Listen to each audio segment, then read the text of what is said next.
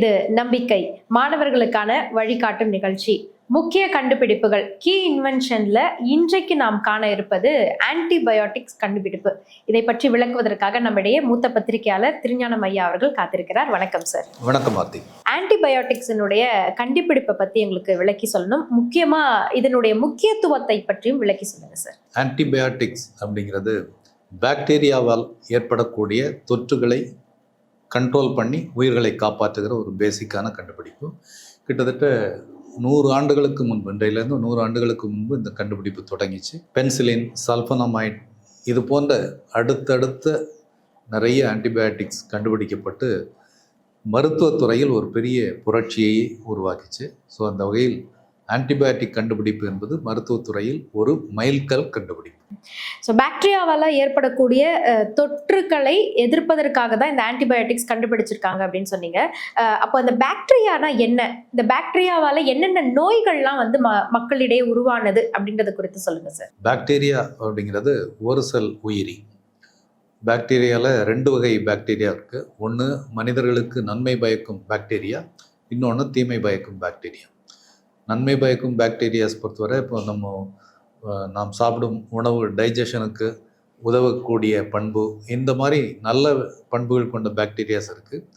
அதே நேரத்தில் பல்வேறு நோய்களை உருவாக்கி, உதாரணமாக காயங்களை பெரிய புண்களாக, பெரிய காய்ச்சலாக மாற்றக்கூடிய ஒரு எதிர்த்தன்மை உள்ள பாக்டீரியாஸ் இருக்குது. தீமை பயக்கும் பாக்டீரியாக்கள் காசநோய், pneumonia, cholera, typhoid, plague, tetanus, syphilis, anthrax, meningitis போன்ற நிறைய நோய்களை, ஆபத்து விளைவிக்கும் நோய்களை உருவாக்குகிறது இந்த தீமை பயக்கும் பாக்டீரியாக்கள். இந்த தீமை பயக்கும் பாக்டீரியாக்கள் காற்று, உணவு, நீர், விலங்குகள் மூலமாலாம் பரவுது. தீமை பயக்கும் பாக்டீரியாக்களுடைய தொற்றை கண்ட்ரோல் பண்ணுறது தான் ஆன்டிபயோட்டிக்ஸ் அதனுடைய நோக்கம். இப்போ தீமை பயக்கும் பாக்டீரியாக்களை கட்டுப்படுத்த ஆன்டிபயோட்டிக்ஸ் இப்போ நம்ம பயன்படுத்துகிறோம். ஆன்டிபயோட்டிக்ஸ் தோன்றுவதற்கு முன்பு, அதை கண்டுபிடிப்பதற்கு முன்பு பாக்டீரியா தொற்றுக்களை கட்டுப்படுத்த என்னென்ன முறைகளை பின்பற்றி இருந்தாங்க சார்? 100 ஆண்டுகளுக்கு முன்பு இயற்கை சார்ந்த முறைகள் தான் பின்பற்றிட்டு இருந்தாங்க. ஒன்று மரபார்ந்த மூலிகைகள், வேம்பு, பூண்டு, இஞ்சி இது போன்ற மரபார்ந்த மூலிகை சாறுகள் பயன்படுத்துறது. கிருமி நாசினிகள், கார்போலிக் அமிலம், அயோடின் போன்ற கிருமி நாசினிகள் பயன்படுத்துறது. அறுவை சிகிச்சை முறைகள், தனிமைப்படுத்துதல், இது போன்ற பல்வேறு இயற்கை சார்ந்த முறைகள் தான் அதுக்கு முன்பு பயன்படுத்தப்பட்டு வந்தது. இது சில நோய்களில் ஓரளவு கட்டுப்பாட்டை கொடுத்தது. ஆனால் பெரும் தொற்றுகள் வரும்போதெல்லாம் கண்ட்ரோல் பண்ண முடியாத அளவுக்கு மனித உயிரிழப்புகள் நடந்தன. ஆன்டிபயோட்டிக்கில் மிக முக்கியமானது இந்த பென்சிலின் அப்படின்றது. இந்த பென்சிலின் கண்டுபிடிப்பு அப்படின்றது எப்படி நிகழ்ந்தது, அதை பற்றி கொஞ்சம் விளக்கி சொல்லுங்கள் சார். பென்சிலின் தான் மனிதர்கள் கண்டுபிடித்த முதல் ஆன்டிபயோட்டிக். இது வந்து செப்டம்பர் 1928 1928 கண்டுபிடிக்கப்பட்டது. டாக்டர் அலெக்சாண்டர் ஃப்ளெமிங் அவர் தான் இதை கண்டுபிடிச்சவர். இது வந்து ஒரு ஆக்சிடென்டல் கண்டுபிடிப்பு தான். அலெக்சாண்டர் ஃப்ளெமிங் லண்டனில் ஒரு மருத்துவமனையில் பணியாற்றி கொண்டிருக்கிறார். அலெக்சாண்டர் ஃப்ளெமிங் நுண்ணுயிரியல் இதில் வந்து ஒரு எக்ஸ்பர்ட்டு. அதனால் அவர் என்ன பண்ணார்னா, ஸ்டெஃபெலோகாக்கஸ் அப்படிங்கிற பாக்டீரியாவை செயற்கை முறையில் வளர்க்குறதுக்கான ஒரு ஆராய்ச்சியில் இருக்கிறார். ஸோ இது ஒரு தீமை பயக்கும் பாக்டீரியா, பட் அதை எப்படி வளர்க்குறது, அதை எப்படி கண்ட்ரோல் பண்ணுறதுக்குரிய ஆராய்ச்சியில் இருக்கிறார். அப்போ இந்த பெட்ரி டிஷ்ஷஸ்ன்னு சொல்லுவோம், அந்த கண்ணாடி தகடுகளில் அந்த பாக்டீரியாவை வளர்க்குறார். ஸோ இந்த கல்ச்சரை உருவாக்கி வச்சுருக்கு. ஒரு 2-3 நாள் விடுமுறையில் போயிட்டு திரும்பி வந்து பார்க்கும்போது அந்த பெட்ரி டிஷ்ஷில், அந்த கண்ணாடி தகட்டில் ஒரு குறிப்பிட்ட பகுதியில் பாக்டீரியாக்கள் வளராமல் இருக்குது. அதுக்கு பதிலாக பூஞ்சை வளர்ந்துருக்கு. பென்சிலியம் நொட்டேட்டம் அப்படிங்கிற பூஞ்சை வளர்ந்து இருக்கிறத அவர் கவனிக்கிறார். அப்போது இந்த பூஞ்சை உருவாக்கக்கூடிய ஒரு சாறு இந்த பாக்டீரியாவை கண்ட்ரோல் பண்ணுது அல்லது கொல்லுது அப்படிங்கிறத அவர் வந்து கவனித்து அதை தொடர்ந்து நிறைய சோதனைகள் அதை உறுதிப்படுத்துகிறார். ஸோ பாக்டீரியாக்களை கொல்லக்கூடிய ஒரு சாறை உருவாக்கக்கூடிய ஒரு பூஞ்சையை கண்டுபிடிச்சிட்டேன் அப்படின்னு சொல்லி அவர் அறிவிக்கிறார். ஸோ அதுக்கு வந்து பென்சிலின்ங்கிற பெயரையும் அவரே கொடுக்குறாரு. அப்போதே வந்து அதை வந்து ஒரு அறிவியல் இதழ்களில் வெளியிடுகிறார். அது வந்து ஒரு பெரிய வியப்பை உருவாக்குது. ஆனால் அந்த வியப்பு உருவானா கூட அது வந்து ப்ராக்டிக்கலாக அந்த பென்சிலினை எக்ஸ்ட்ராக்ட் பண்ணி பயன்படுத்துறது அது வந்து ரொம்ப காலம் ஆயிடுச்சு.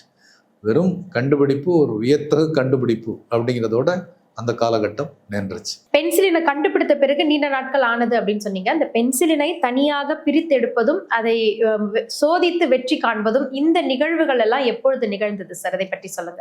அலெக்சாண்டர் ஃப்ளெமிங் 1928 கண்டுபிடிச்சாரு பென்சிலின். அதனுடைய பயனெல்லாம் கண்டுபிடிச்சிட்டாரு.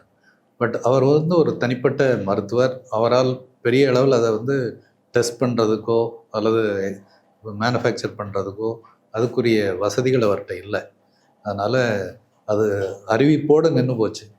பட்டு தொடர்ந்து பல முயற்சிகளை அவரும் மேற்கொண்டார்.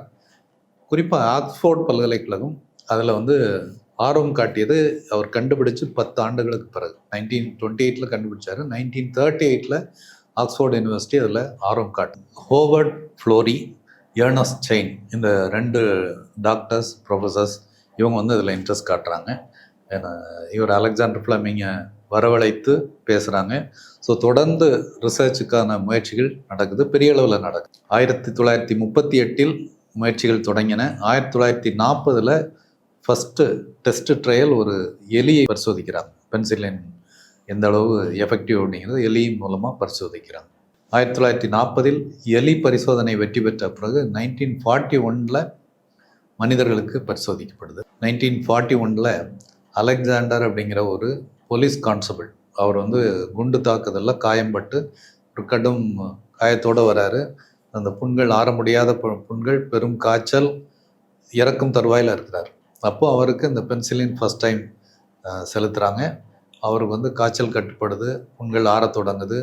ஒரு பெரிய recovery within a short period.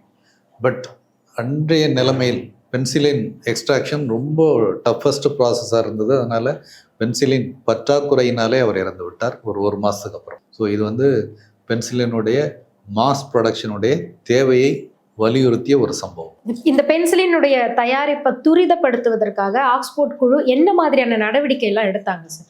1941 முதல் மனித பரிசோதனை வெற்றி பெற்ற உடனே அவங்க இந்த ஆக்ஸ்போர்ட் குழு வந்து இந்த லேண்ட்செட் அப்படிங்கிற புகழ்பெற்ற மருத்துவ இதழில் தங்களுடைய சோதனையை வெளியிடுறாங்க. அப்போது உலகம் முழுக்க ஒரு ஆர்வம் வருது. ஆனாலும் மாஸ் ப்ரொடக்ஷனுங்கிறது ஒரு பெரிய சேலஞ்சாக இருந்தது. அதனால் அவங்களே ஒரு ஒரு ஒரு குழு அமைக்கிறாங்க. ஒரு 10 பெண் நர்சஸ் அவங்க வந்து அதில் தொடர் முயற்சியில் ஈடுபடுறாங்க. அதை தாண்டி அதுக்கான நிதி திரட்டும் முயற்சிகள்லாம் இருக்கிறாங்க. ஏன்னா இங்கிலாந்தில் பெரிய அளவில் நிதி கிடைக்கவில்லை. அதனால் அமெரிக்காவுக்கு போகிறாங்க. 1941 இறுதி பகுதியில் அமெரிக்காவில் நடந்த ஒரு மாநாட்டில் இந்த கண்டுபிடிப்பின் முக்கியத்துவத்தையும் அதுக்கான நிதி தேவையும் பற்றி அறிவிக்கிறாங்க. அப்போது அமெரிக்காவில் உள்ள பெரிய ஃபார்மா கம்பெனிகள் அதில் ஆர்வம் காட்டுது. அவங்க எல்லாம் அதில் ஆர்வம் காட்டுறாங்க, ஒரு பார்ட்னர்ஸாக வராங்க. ஸோ அந்த பென்சிலின் பெரிய அளவிலான உற்பத்தி வந்து தொடங்குது. நமக்கெல்லாம் தெரியும் 1939 to 1945 second world war. So 2ஆம் உலகப் போரில் காயமடைந்த இராணுவ வீரர்களுக்கு சிகிச்சை அளிக்க பென்சிலின் ஒரு பேருதவி அமைஞ்சது. ஏன்னா ஸோ அதுக்குள்ளே 1943 மாஸ் ப்ரொடக்ஷன் ஆரம்பிச்சிச்சு. அதனால நிறைய பல்லாயிரம் இராணுவ வீரர்களை பென்சிலின் காப்பாற்றியது.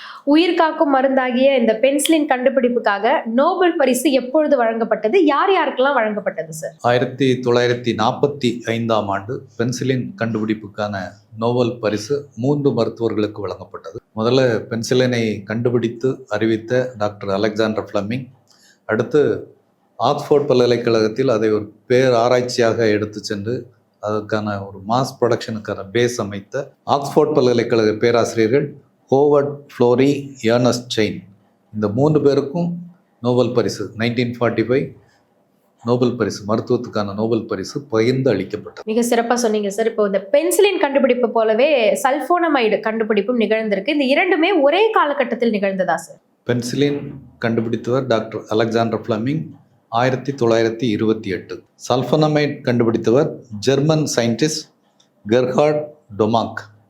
இந்த கெர்ஹார்ட் டொமாக் வந்து முதலாக சல்ஃபனமைட் கண்டுபிடிக்கிறாரு.